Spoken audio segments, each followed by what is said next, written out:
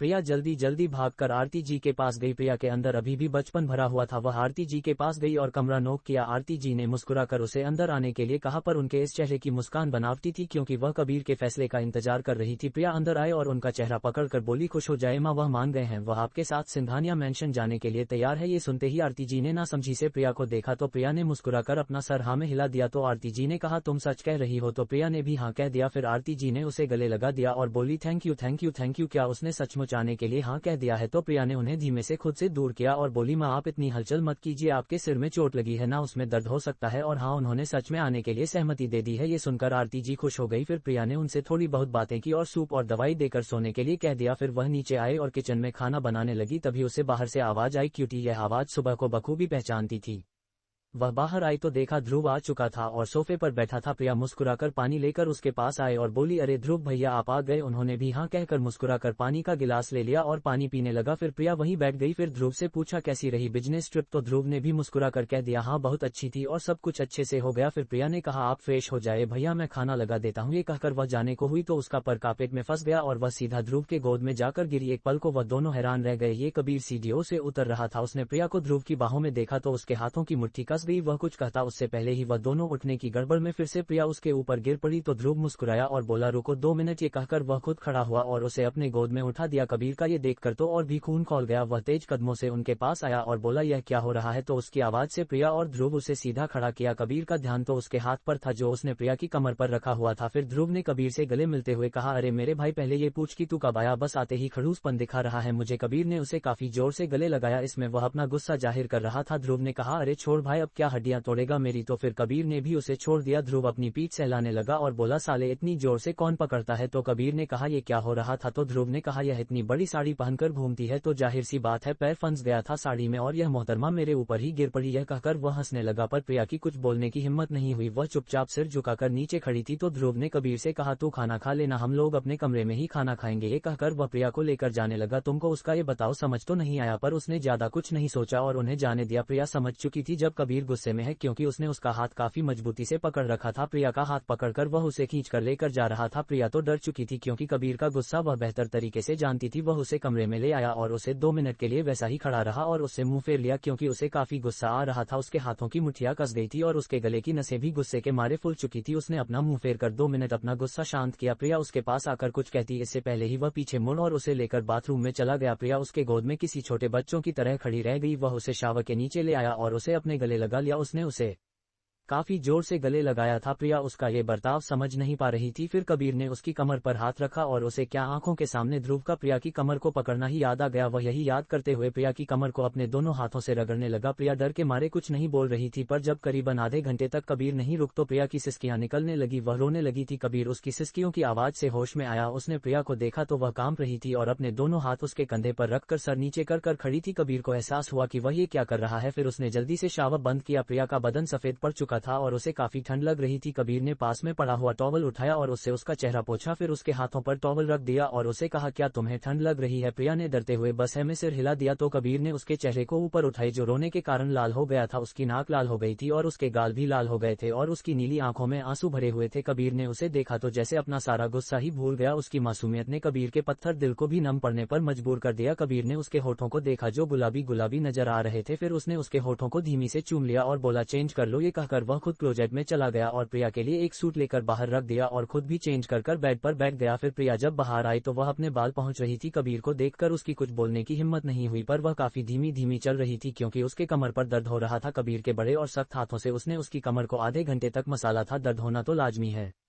प्रिया बाहर आई तो कबीर ने उसे देखा। प्रिया का चेहरा लाल लाल नजर आ रहा था। कबीर ने मेड से कहकर कमरे में खाना बनवा दिया और दोनों ने खाना खाया। प्रिया ने बिना कुछ कहे और बिना कबीर की ओर देखे खाना खाया था। थोड़ी देर बाद वह लोग सो गए। प्रिया गहरी नींद में थी। कबीर उसके होठों को चूमे जा रहा था। कभी वह उसके गले को चूमता तो कभी उसके सीने के ऊपर तिल को तो कभी उसके गालों पर अपने होंठ रगड़ता। कभी उसके हाथों को पकड़कर उसकी उंगलियां चूमता तो कभी उसके माथे को चूमता। ऐसे ही हो न जाने कितने देर तक उसके चेहरे को और गले को चुनता रहा। प्रिया नींद में थोड़ी सी कसम सा थी और फिर सो जाती।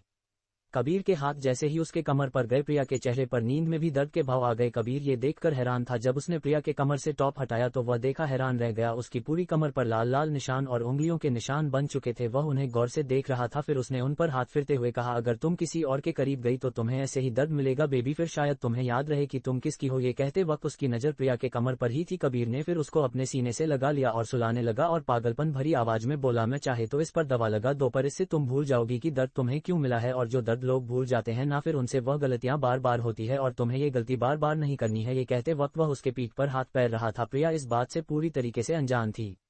अगली सुबह प्रिया जल्दी से उठी और नाश्ता तैयार कर आरती जी को तैयार होने में मदद की। फिर उसने धीमे से आरती जी को नीचे लाकर बिताया। नज रखी हुई थी पर फिर भी वह उन्हें कुछ काम करने नहीं देती थी। फिर प्रिया ने उन्हें दवाई दी और नाश्ता करवाया। कबीर भी नाश्ता कर रहा था। फिर उसने अपनी मां को सहारा दिया और दोनों ने मिलकर उन्हें गाड़ी में बैठाया। प्रिया भी गाड़ी में बैठ गई। फिर उनकी गाड़ियां सिंघानिया मेंशन के लिए निकल गई। वह जैसे ही सिंघानिया मेंशन पर पहुंचे, कार्ड में आकर दरवाजा खोल दिया। कबीर ने संभालते हुए आरती जी को बाहर निकाला और उन्हें अंदर ले जाने लगा। तभी वहां पर प्रभाजी की आवाज आई। लोगों को कबीर उनकी तरफ देखने लगा तो उनके हाथों में पूजा की थाली थी। उन्होंने प्रिया और कबीर की जोड़े में आरती उतारी और नजर भी उतारी और आरती जी की भी नजर उतारी और बोली, इतने बड़े खतरा का टल गया है मेरे बाहों पर, तो ऐसे कैसे इसे अंदर आने देती। यह कहकर फिर उन्होंने उन्हें अंदर आने दिया। वह लोग अंदर आए और आरती जी को संभाल कर सोफे पर बैठा दिया। कबीर भी सोफे पर बैठ चुका था और अपने फोन में अपना काम कर रहा था। ये तीनों आपस में बातें कर रही थी। तभी प्रिया ने कहा, माँ मैं आपके लिए चाय लेकर आता हूँ, दादी आप पियेंगे। ये कहकर वह उठने लगी तो दादी ने भी हाँ कह दिया। फिर प्रिया ने 2 कप चाय और 1 कप कॉफी बनाई और बाहर लेकर आ गई। उसने दोनों के आगे के चाय के कप रख दिए और कबीर के आगे कॉफी का कप रख दिया। कबीर ने भी बिना कुछ कहे कॉफी ले ली।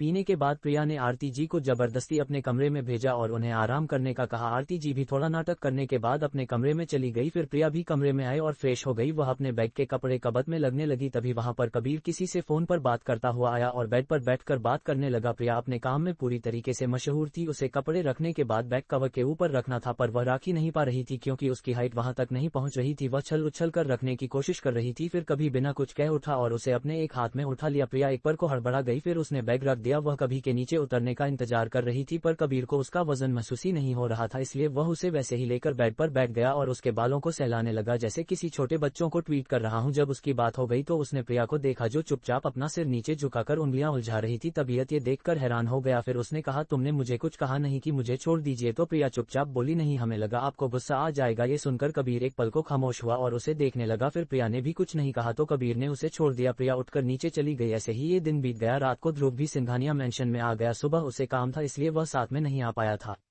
फिर वह सबसे मिला और एक कमरे में रहने लगा। वह हमेशा से यह आता रहता था। आरती जी उसे अपने बेटे की तरह ही मानती थी।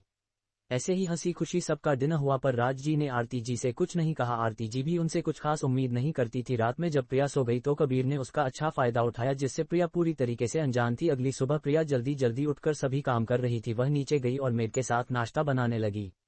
वह सब कुछ काफी जल्दी जल्दी कर रही थी क्योंकि उसे कॉलेज जाने के लिए लेट हो रहा था। सब एक एक कर डाइनिंग टेबल पर आकर बैठ गए। फिर प्रिया भी एक एक करके सब कुछ मेड की मदद से सर्व करने लगी और खुद भी जल्दी जल्दी खाने लगी। तो आरती जी ने कहा, अरे बेटा धीरे खाओ, खाना कहीं भागे नहीं जा रहा। प्रभा जी भी उसे देख रही थी तो प्रिया ने कहा, वह मां कॉलेज जाने के लिए देर हो रही है। जैसे ही आरती जी ने उसके मुंह से कॉलेज जाने का सुना तो वह कबीर को देखने लगी जो मजे से अपना ब्रेकफास्ट कर रहा था। फिर आरती जी ने थोड़ी गुस्से से कहा, कॉलेज, और तुमने हमें बताया भी नहीं। प्रिया के खाते हुए हाथ रुक गए। वह डर के मारे आरती जी को देखने लगी। उसे लगा कि उसका कॉलेज जाना उन्हें पसंद नहीं आया है। फिर वह अपना सर नीचे झुकाकर बैठ गई तो आरती जी ने कहा, यह अच्छा है सास को बिना बताए इतने बड़े बड़े कदम उठाने लगी हो। तो प्रिया की आंखें नम हो गई। उसने डरते हुए कहा, सॉरी, अगर आप नहीं कहेंगे तो हम नहीं जाएंगे। कबीर ने एक नजर उसकी ओर देखा। वह अपने मन में जानता था कि ये क्या हो रहा है और वह समझ भी चुका था कि उसकी माँ क्या करने की कोशिश कर रही है। फिर दादी ने भी कहा, हाँ बहू, आजकल की बहू ऐसे ही होती है, सास को बिना बताए बस अपनी मर्जियां चलाती रहती है। ये सुनकर तो प्रिया को जैसे सदमा ही लग गया। उसने अपना सर और भी नीचे झुका लिया और रोने लगी। ध्रुव कभी कबीर को देखता तो कभी आरती जी और प्रभा जी को। उसे अब तक समझ नहीं आया था। राज जी भी इन सब बातों से दूर थे। वह जब प्रिया जोर जोर से रोने लगी तो कबीर ने घूरकर आरती जी की ओर देखा तो आरती जी बोली, अरे बेटा, मैं तो मजाक कर रही थी, क्या मैं तुम्हारे साथ मजाक भी नहीं कर सकती? यह कहकर वह उसे गले लगाने को हुई पर प्रिया का रोना बढ़ता ही जा रहा था। फिर कबीर ने उसकी चेयर अपनी तरफ खींची और उसे अपने गोद में बैठा लिया। वह उसके गोद में किसी छोटे से खरगोश की तरह लग रही थी। वह उसके सीने में सर रखकर सुबक रही थी तो कबीर ने उसके सर पर हाथ फेरा और बोला, सू शांत हो जाओ, कोई कुछ नहीं कह रहा है तुमसे। पर प्रिया की हिचकियां बंद नहीं हो रही थी, इसलिए उसने उसे जबरदस्ती चुप कराया और उसे एक गिलास पानी पिलाया। प्रिया अब थोड़ी शांत हुई और उसे अंदाजा हुआ कि वह कहती है तो वह थोड़ी सी शर्मा गई और उतरने की कोशिश करने लगी, तो कबीर ने भी उसे उतारने दिया और फिर एक नजर आरती जी की ओर देखकर बोला, अगर आपके अलावा कोई और होता माँ तो अभी तक मैं उसके साथ क्या कर देता, यह मैं खुद भी नहीं जानता, पर आइंदा ऐसा नहीं होना चाहिए। ये कहकर वह चुपचाप नाश्ता करने लगा। तो आरती जी को भी अपनी गलती का एहसास हो रहा था। वह नहीं जानती थी कि प्रिया इतनी सेंसिटिव है, वरना वह ऐसा मजाक कभी नहीं करती। प्रिया ने उनकी ओर देखा और खड़ी हो गई और बोली, सॉरी अगर आपको बुरा लगा हो तो, और अगर आप नहीं चाहती तो हम कॉलेज नहीं जाएंगे, पर सच्ची हम आपको बताना चाहते थे पर हमारे पास आपका नंबर ही नहीं था। यही बात वह से दादी को बोलने लगी तो दादी ने उसे गले से लगा लिया और बोला, अरे बच्चे हम तो मजाक कर रहे थे, हम उन लोगों में से नहीं जो बहू और बेटियों को घर की चार दीवारी में कैद करे, तुम जो चाहे वह कर सकती हो। तो आरती जी ने भी कहा, हाँ बेटा मेरा वह मतलब नहीं था, मैं तो बस एक छोटा सा मजाक करना चाहती थी, पर तुमने मुझे गलत समझ लिया। तुम जैसे चाहो वैसे रह सकती हो, पर अपनी मासूमियत और अच्छाई कभी मत खोना। प्रिया को अब जाकर थोड़ी सी तसल्ली हुई। राज जी और ध्रुव बिना कुछ कहे ये सब देख रहे थे, उन दोनों ने कुछ भी कहना सही नहीं समझा। थोड़ी देर बाद प्रिया जैसे जैसे चुप हुई और नाश्ता कर कर कॉलेज के लिए निकलने लगी तो कबीर ने कहा, मैं तुम्हें छोड़ दूंगा। प्रिया ने भी बिना कुछ कहे उसकी गाड़ी की और अपने कदम बढ़ा दिए और गाड़ी में जाकर बैठ गई। कबीर भी आकर बैठ गया तो ड्राइवर ने गाड़ी आगे बढ़ा दी। थोड़े आगे जाते ही कबीर ने प्रिया को अपने गोद में बैठा लिया और बोली, इतनी छोटी सी बात पर कोई रोता है? प्रिया किसी मासूम बच्चे की तरह सर नीचे झुकाकर बोली, हमें रोना आ जाता है। कबीर उसकी प्यारी सी आवाज सुनकर मोहित हो चुका था। उसने कहा, ऐसा क्यों? प्रिया ने कहा, नहीं पता। तो कबीर ने कहा, क्यों नहीं पता? इस पर प्रिया कुछ नहीं बोल पाए और वह अपना सर नीचे झुकाकर बैठी रही। फिर कबीर ने उसके गाल को चूम लिया और बोला, शाम को तैयार रहना, हम लोग बाहर जाएंगे, ठीक है? तो प्रिया ने भी बिना कुछ कहे उसे हाँ कह दिया। उसे कभी भी अपनी मर्जी बताना नहीं सिखाया गया था, उसे पर तो हमेशा से फैसला थोप दिए गए थे, इसलिए वह कबीर की हाँ में हाथ तुरंत मिला देती थी। और कुछ डर कबीर का भी था जो पिछले कुछ दिनों में उसने प्रिया के दिल में भर दिया था। ऐसे ही गाड़ी कॉलेज के बाहर आकर रुकी। प्रिया उतरने को हुई तो कबीर ने कहा, लड़कों से दूर रहना और सिर्फ पढ़ाई पर ध्यान देना, ठीक है? तो प्रिया ने भी किसी अच्छे बच्चे की तरह हाँ कह दिया और वह उतर गई। उसके उतरते ही गाड़ी आगे चली गई। प्रिया ने कुछ देर जाती हुई गाड़ी को देखा, फिर कॉलेज में चली गई। वह काफी खुश थी क्योंकि उसे अपनी पढ़ाई नहीं छोड़नी थी। कबीर से दूर जाने के दुख से ज्यादा उसे अपनी पढ़ाई छोड़ने का दुख था, पर अब वह पढ़ पाएगी यह सोचकर वह खुश थी। वो क्लास में आए तो ऋचा अकेली उदास बैठी थी और आसपास में सभी बच्चे अपने दोस्त के साथ बातें कर रहे थे। ऋचा प्रिया को देखते ही खुश हो गई। उसने कहा, अरे तुम आ गई, अच्छा हुआ, मैं तुम्हें बहुत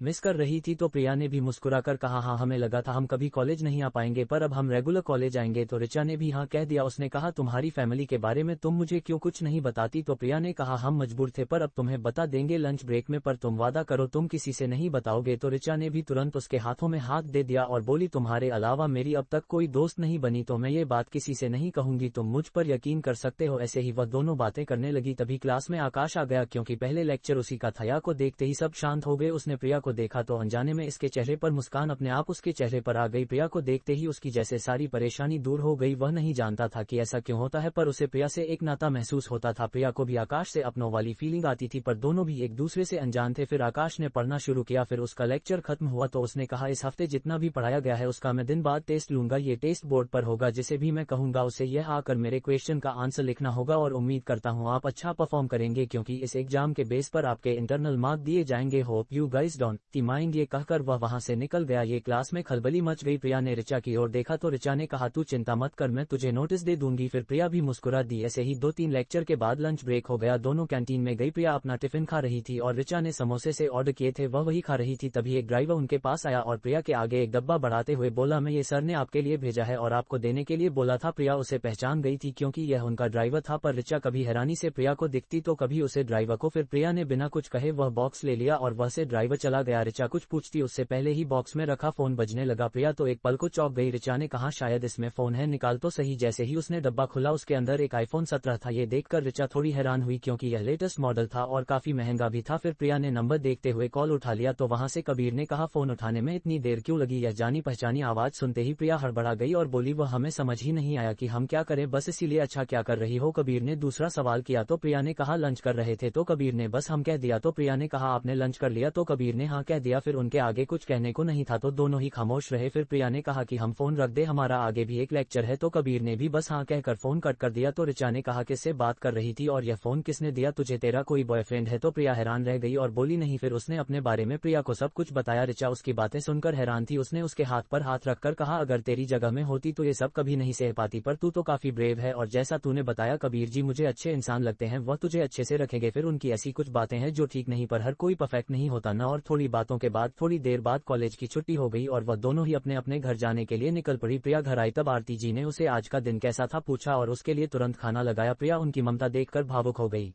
फिर प्रिया ने भी अपना खाना खत्म किया और कमरे में चली गई। वह ऋचा से नोट्स लेकर आई थी इसलिए वह उन्हें पढ़ने लगी। थोड़ी देर बाद उसका फोन बजने लगा। उसने देखा तो ये कबीर का ही फोन था। उसने हड़बड़ी में फोन उठाया और बोली हेलो। तो कबीर ने कहा 6 बजे तक ड्राइवर तुम्हें लेने आ जाएगा, तुम तैयार हो जाना, ठीक है। तो प्रिया ने भी बस हाँ कहकर और कट कर दिया। ये कबीर ने प्रिया के लिए कुछ अच्छा प्लान किया था और वह अपने नए रिश्ते की शुरुआत करना चाहता था। प्रिया ने घड़ी की और देखा तो 4:30 बज चुके थे। उसने जल्दी जल्दी किताबें समेटी और उठ गई। उठकर वह क्लोजेट की तरफ चली गई। वह पहली बार बाहर जा रही थी कबीर के साथ तो इसलिए वह थोड़ा कंफ्यूज थी कि क्या पहने। तभी वहां पर उसे एक मजेंटा कलर की साड़ी दिखाई जिस पर काफी सुंदर वर्क किया गया था। फिर उसने वही उठा ली और जल्दी से बाथरूम में चली गई। वह फ्रेश हुई और हल्का शावर लेकर साड़ी पहन ली और गले में मंगलसूत्र, मांग में सिंदूर और अपने बालों का जुड़ा बना रखा था जिसकी कुचलट उसके गालों पर आ रही थी। वह बहुत प्यारी लग रही थी। उसने बस आंखों में काजल और होठों पर हल्का लिप बाम लगाया था और कानों में डायमंड स्टड पहने थे जो कबीर ने उसके लिए लेकर रखे थे। फिर उसने अपने हाथों में लाल चूड़ा जो हमेशा वह नहीं पहनती थी वह पहन लिया। वह काफी प्यारी लग रही थी, बिल्कुल किसी नई नवेली दुल्हन की तरह। उसने घड़ी की और देखा तो अब तक 5:30 चुके थे। फिर वह कमरे से बाहर आए और आरती जी के कमरे की तरफ गई। उसने कमरे के बाहर पहुंचकर दरवाजा नॉक किया तो आरती जी ने कहा आ जाओ। प्रिया अंदर आई तो आरती जी ने उसे देखा और मुस्कुरा दी, बोली बहुत प्यारी लग रही हो बेटा। तो प्रिया ने कहा माँ वह हम उनके साथ बाहर जा रहे हैं। ये कहते वक्त वह थोड़ा शर्मा रही थी तो आरती जी को कबीर ने पहले ही बता दिया था इसलिए उन्हें पता था। फिर भी उन्होंने कहा हाँ ठीक है मैं जानती हूँ, जाओ और जाकर एंजॉय करना। हम ये कहकर उन्होंने उसको नजर का टीका लगाया और उसे गले लगा लिया। प्रिया उनका यह ममता भरा प्यार पाकर काफी खुश थी। फिर वह बाहर निकली तो हाल में दादी बैठी थी। उसने दादी के पैर छुए और उन्हें भी आने का कहकर बाहर निकल गई। बाहर ड्राइवर आ चुका था। प्रिया गाड़ी में बैठ गई और गाड़ी चल पड़ी। प्रिया थोड़े नर्वस थी क्योंकि उसे पता नहीं था गाड़ी कहाँ जा रही है और वह पहली बार आज कबीर के साथ बाहर जा रही थी। कबीर के डर के कारण वह उसके सामने कुछ बोल भी नहीं पाती थी और अब क्या होगा यही सोचकर वह थोड़ी घबरा भी रही थी। ऐसे ही वह लोग आधे घंटे के बाद एक होटल के आगे पहुंचे। ये काफी बड़ी सी बिल्डिंग थी जो देखने में काफी शानदार थी। उसके ऊपर बड़े बड़े अक्षरों में लिखा था सिंघानिया होटल एंड रेस्टोरेंट। प्रिया ये पढ़कर समझ चुकी थी कि यह रेस्टोरेंट कबीर का ही है। वह काफी हैरान थी क्योंकि उसे नहीं पता था कि कबीर काफी अमीर है। उसके ड्राइवर ने उसके लिए दरवाजा खोला और बोला मैं आपको इस तरफ जाना है, वह आपको एक लेडी मिलेगी, वह आपके ऊपर सर के पास तक छोड़ देगी। प्रिया ने भी हाँ कह दिया और अपने धीमे कदमों से आगे बढ़ने लगी। जब वह अंदर आई तो वहां का नजारा देखकर वह थोड़ी हैरान रह गई क्योंकि हर जगह पर व्हाइट बैलून और पिंक बैलून लगे हुए थे। जब वह ऊपर गई तो वह एक लड़की थी। उसने उसे डिलीट किया और बोली मैं इस तरफ। फिर प्रिया भी उसके पीछे पीछे चुपचाप चलने लगी। उसे लड़की ने उसे टेरेस पर लाकर छोड़ा। यह उसे बिल्डिंग की 35वीं मंजिल थी जहां पर टेरेस था।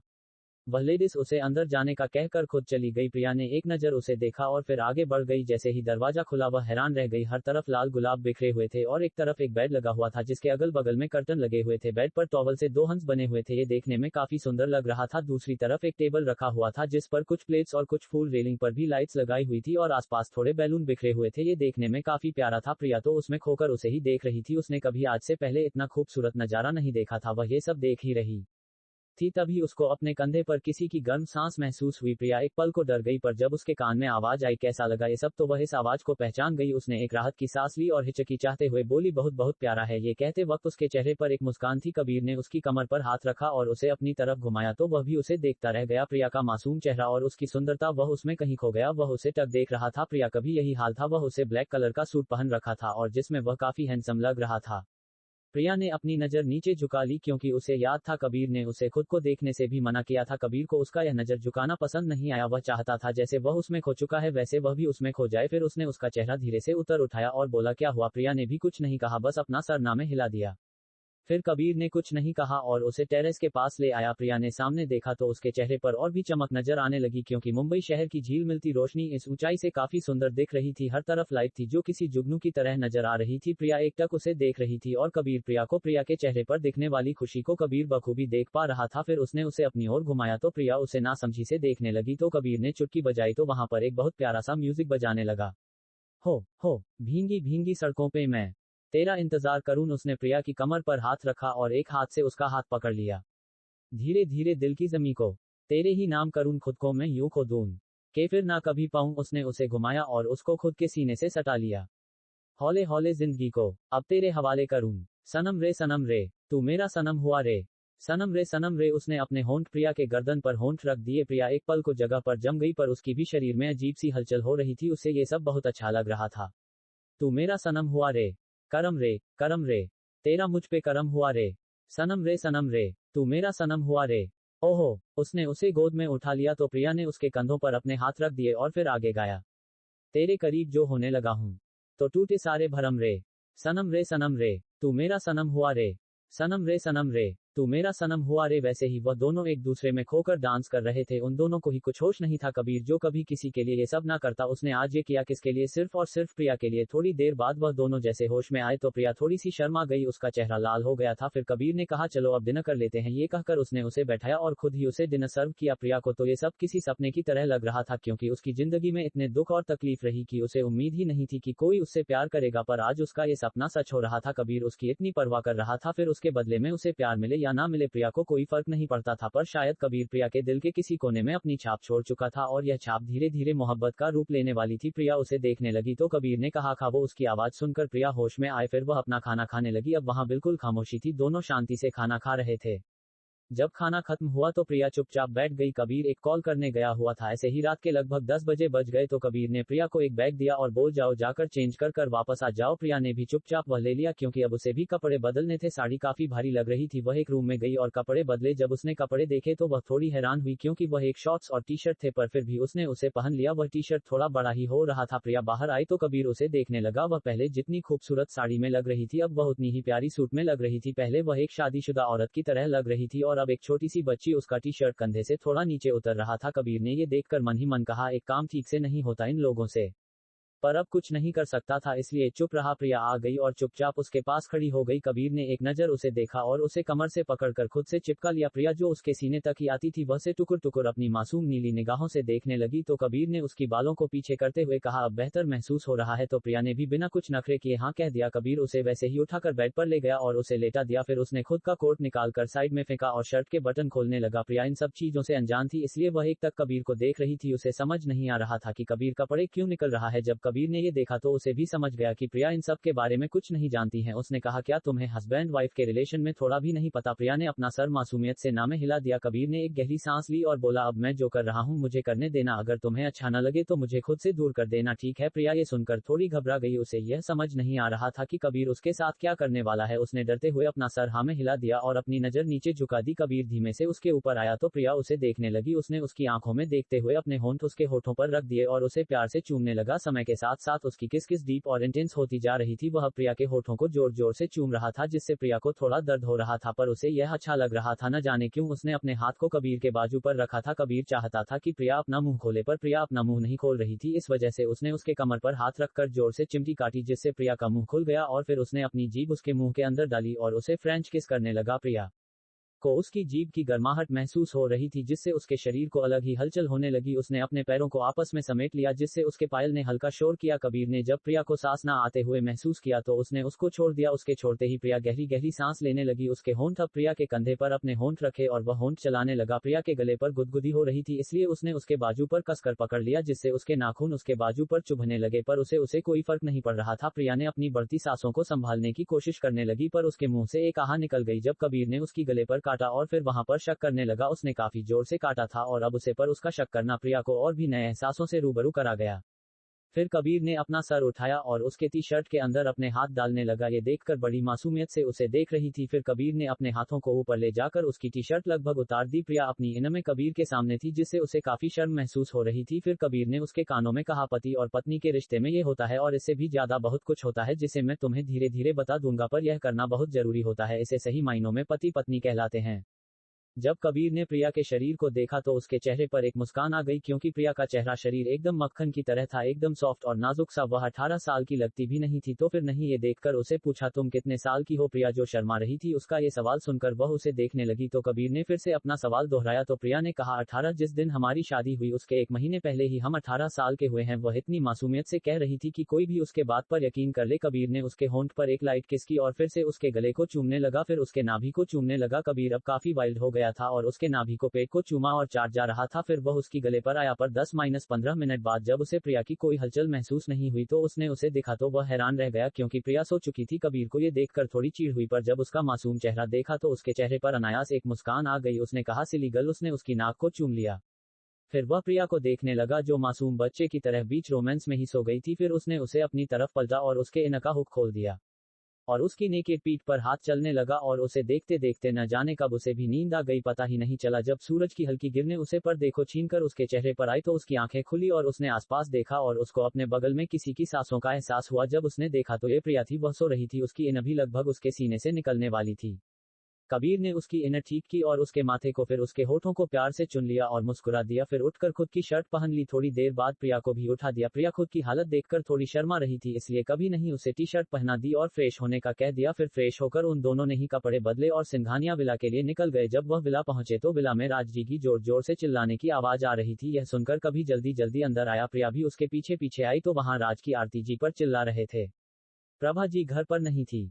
वो कह रहे थे कि मैं ऐश्वर्या को ये लेकर आऊंगा। ये सुनकर कबीर कुछ कहता इससे पहले ही आरती जी की नजर उसे पर पड़ गई और उन्होंने कहा ठीक है ले आइए। ये सुनते ही कबीर उन्हें देखने लगा। राज जी भी एक पल को कबीर को देखने लगे, फिर उन्होंने बिना कुछ कहे अपने कदम घर के बाहर बढ़ा लिए तो कबीर उन्हें गुस्से से देखने लगा। तो आरती जी ने कहा तू है ना, तो मुझे कुछ नहीं चाहिए, बस तुम मुझे छोड़कर मत जाना, फिर चाहे वह 100 लोगों को भी इस घर में जाए मुझे कोई फर्क नहीं पड़ेगा, पर मैं उन्हें भी नहीं छोड़ सकती और तुझे भी नहीं छोड़ सकती। वह बातें कर ही रहे थे तभी दरवाजे पर किसी की हिल्स की आवाज आई। जब सभी ने वहां देखा तो वह ऐश्वर्या, समीर, नताशा और विवेक खड़े थे। कबीर ने एक नजर भी उन्हें नहीं देखा और चुपचाप अपने कमरे में चला गया। यह ऐश्वर्या एक टेढ़ी मुस्कान लिए घर में दाखिल हुई। राज जी ने उसका हाथ पकड़ रखा था। आरती जी के दिल में कुछ टूटा जब उन्होंने उसका हाथ राज जी के हाथ में देखा, पर उन्होंने कुछ नहीं कहा। प्रिया जो कुछ समझ नहीं पा रही थी उसे अब हल्का हल्का समझ आने लगा था। फिर उसने सभी की ओर देखा और जब उसने समीर को देखा तो वह पहचान गई कि यह वही है। फिर उसने भी कुछ नहीं कहा और आरती जी को कमरे में ले जाने लगी। वह जाती इससे पहले ही ऐश्वर्या ने अपना नाटक शुरू किया। आरती सुनो। आरती जी एक पल के लिए रुकी, पैर पीछे नहीं मुड़ी तो ऐश्वर्या उनके सामने आए और बोली मैं जानती हूँ मुझे यह नहीं आना चाहिए था, पर मेरा यकीन करो मैं तुम्हें परेशान बिल्कुल नहीं करूंगी, हम बहनों की तरह रहेंगे। ये कहकर वह उनका हाथ पकड़ने को हुई तो आरती जी पीछे हट गई और बोली इतने पाक रिश्ते को दागदार मत करो, क्योंकि एक बहन कभी अपने बहन की सुहाग पर नजर नहीं डालती। खैर तुम यहाँ रहना चाहती हो तो रह सकती हो, पर मुझसे मेरी बहू बेटे से दूर रहना। ये कहकर वह कमरे में चली गई। प्रिया भी जाने को हुई तभी अगर राज जी ने कहा सुनो। प्रिया उनकी तरफ मुड़ी क्योंकि आज पहली बार उन्होंने उनसे बातें की थी। नताशा और विवेक को उनका कमरा दिखा दो कहकर उन्होंने समीर को एक और इशारा किया तो समीर अपना सामान लेकर वहां से चला गया। उसने जाते हुए गांधी निगाहें प्रिया पर बनी हुई थी। प्रिया जो छलकापट से दूर थी उसने बिना कुछ कहे उसे चलने का इशारा किया तो नताशा और उसके हाथ में उसका 1.5 साल का बेटा जो बहुत प्यारा था उसे देखकर प्रिया ने एक हल्की सी मुस्कान दी और फिर उन्हें कमरा बताया। विवेक कमरे में आकर एक तरफ बैग रखकर उसे देखने लगा। वो ये बिल्कुल नहीं आना था, पर उसकी माँ और भाई के आगे उसका बस नहीं चला तो वह जाकर चुपचाप बेड पर बैठ गया। नताशा यह वह देख रही थी तभी प्रिया की प्यारी सी आवाज उनके कान में पड़ी आपका नाम क्या है। तो नताशा और विवेक उसकी तरफ देखने लगी तो नताशा ने कहा मेरा नाम नताशा है और यह मेरे पति विवेक और यह मेरा बेटा राहुल, क्या मैं इसे गोद में ले सकती हूँ। प्रिया ने कहा तो नताशा ने उसे प्यार से राहुल को उसकी तरफ बढ़ाया। प्रिया इतनी छोटे बच्चों को पहले बार अपने गोद में ले रही थी इसलिए उसने उसे बड़े संभाल कर अपने पास लिया और उसे देखने लगी। वह बच्चा भी टुकुर टुकुर प्रिया को देख रहा था। फिर वह खेल खिलाकर मुस्कुरा दिया तो प्रिया भी मुस्कुरा दी और उसके साथ खेलने लगी। फिर उसको 10-15 मिनट बाद कबीर की आवाज आई। आवाज काफी तेज थी तो उसने बच्चे को नताशा की गोद में दिया और बोली क्या आप इनसे बड़े हैं। ये सवाल उसने विवेक की तरफ देखकर किया था। विवेक ने बस हाँ कह दिया तो वह उसके पास आए और उसके पैर छू लिए। फिर नताशा के पास आए और उसके भी पैर छू लिए और बोली आपका स्वागत है। ये कहकर वह जल्दी जल्दी बाहर भाग गई। नताशा कभी विवेक को देखती तो विवेक कभी नताशा को। उन दोनों को प्रिया का बिहेवियर थोड़ा अलग ही लगा क्योंकि उनके मुताबिक उसे उनसे नफरत करनी चाहिए थी, पर प्रिया क्या किसी से नफरत करती। उसके दिल में तो नफरत का भाव दूर दूर तक नहीं था। जब उसके मामा मामी ने उसके साथ इतना बुरा बर्ताव किया तब भी उसने उनसे नफरत नहीं की, तो अब इसे वह कैसे नफरत करती है। यही सोचकर विवेक चुपचाप अपना फोन चलाने लगा। राहुल बड़ी उम्मीद से उसे देख रहा था और उसके तरफ हाथ बढ़ाकर पापा की आवाज निकल रहा था, पर मजाल है कि विवेक ने एक बार भी उसे देखा हो और उसकी क्या वजह थी यह आगे चलकर खुलेगी। नताशा ये देखकर मायूस हो गई और उसे खुश करने की कोशिश करने लगी। थोड़ी देर बाद उसे वॉशरूम जाना था इसलिए उसने उसे बेड पर लेटाया और तकिया लगाकर बाथरूम चली गई। वह अपने हाथ पैर चलाकर खेल रहा था। विवेक ने एक नजर उसे देखा तो उसके चेहरे के भाव नरम पड़ गए। राहुल ने भी अपनी बड़ी बड़ी काली आंखों से उसे देखा और मुस्कुराने लगा और अपने हाथ पैर से चलने लगा मानो कह रहा हो कि मुझे गोदी लो, पर विवेक ने उसे नहीं लिया और अपना मुंह फेर लिया। तुझे देखकर राहुल रोने लगा पर फिर भी उसने उसे चुप करने की जहमत नहीं की। नताशा जल्दी जल्दी आए और उसे अपनी गोद में लिया और उसे थपकी देने लगी। जब उसने उसके ब्रेस्ट पर हाथ रख तो वह समझ गई उसे दूध चाहिए। ये समझकर वह सोफे पर बैठ गई और उसे फीडिंग करने लगी। तो आगे क्या होगा जाने के लिए पढ़ते रहिए हमारी कहानी। अगर वीडियो अच्छी लगे तो चैनल को सब्सक्राइब और लाइक जरूर करें। Thank you.